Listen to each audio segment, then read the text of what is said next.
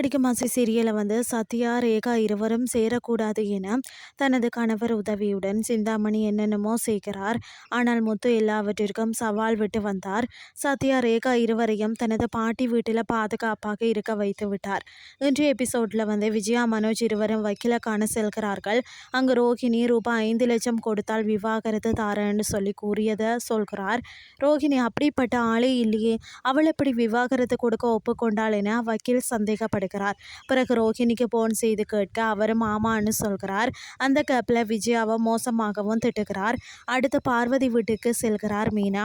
அங்கு தனது அம்மா வீட்டில் நடக்கும் விஷயத்தை கூறி அவர் இங்கே இருக்கட்டுமா என கேட்கிறார்.